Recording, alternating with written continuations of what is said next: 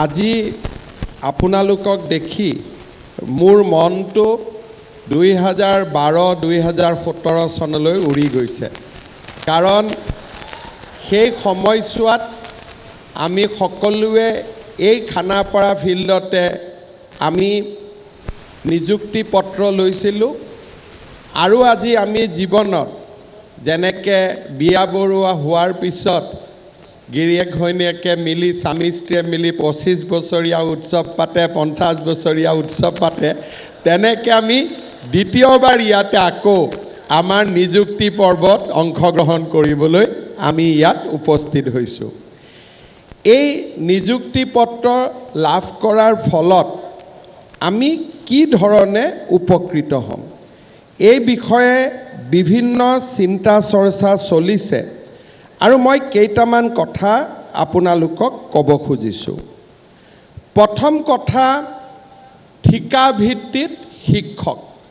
কৰবাত নহয় কৰবাত নামটো নিজৰে ভাল নালাগে। আজিৰ পৰা আপোনালোকৰ নামৰ সন্মুখত থকা ঠিকা ভিত্তিক শব্দটো উঠি যাব। আজিৰ পৰা আপোনালোক অকল শিক্ষক হ'ব। সেইটো এটা আমাৰ জীৱনৰ এটা ডাঙৰ প্ৰাপ্তি। কাৰণ ইমান দিনে কৰবাত নহয় কৰবাত যদি ঠিকা ভিত্তিক শব্দটো আমাৰ সন্মুখত নাথাকিলেহেঁতেন আমাৰ মনটো হয়তো আৰু ভাল লাগিলহেঁতেন। অহাকালি যেতিয়া আমি স্কুলত যোগদান কৰিম, আমি নিজক শিক্ষক হিচাপে যোগদান কৰি মনটো আপোনালোকৰ বহুত পাতল পাতল লাগিব। অহাকালি আপোনালোকে নিজৰ অভিজ্ঞতা মোক নিজে ক'ব। আপোনালোকে নিজে অনুভৱ কৰিব যে জীৱনত এটা ডাঙৰ পৰিৱৰ্তন আহিল। ইয়াৰ পিছত যেতিয়ালৈকে আমি ঠিকাভিত্তিক শিক্ষক হৈ আছিলোঁ, আমাৰ সন্মুখত অৱসৰকালীন আমি কি পেঞ্চন পাম তাক আমি কোনেও নাজানিছিলোঁ। CPF-ত আমাৰ 10% দৰমহাৰ ধন জমা আছিলে আৰু লাহে লাহে দৰমহাৰ স্লেবটো বাঢ়ি যোৱাৰ পিছত CPF-ৰ আওতাৰ পৰাও আমি বাহিৰত আছিলোঁ।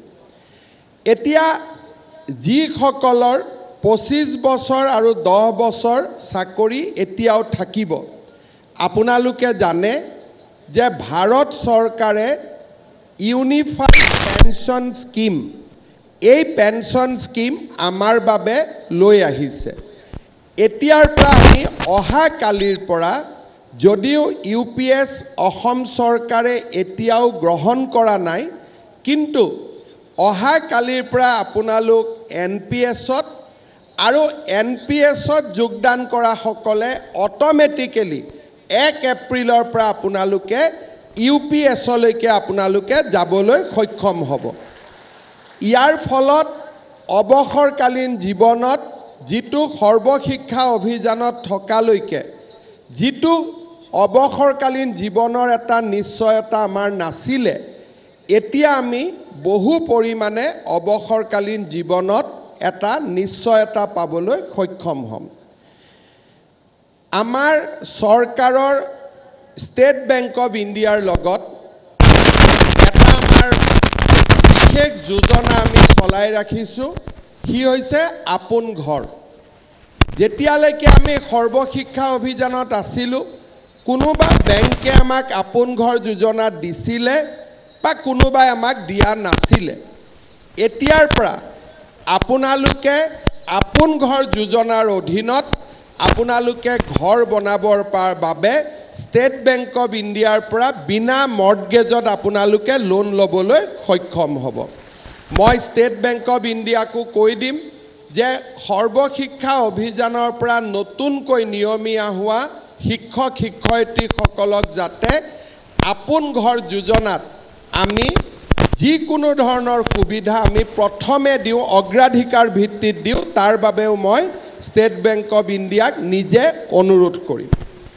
ইয়াৰ পিছত অসম চৰকাৰৰ এটা ডাঙৰ যোজনা যে কিবা কাৰণত আজি যদি চাকৰি কালত আমাৰ মৃত্যু ঘটে, আমি কোনেও আশা নকৰোঁ আমাৰ পৰলোক প্ৰাপ্তি হওক, কিন্তু যোৱা কেইদিনমান আগতে সৰ্বশিক্ষা অভিযানত কাম কৰা ৰণুজদা কিমান টিচাৰৰ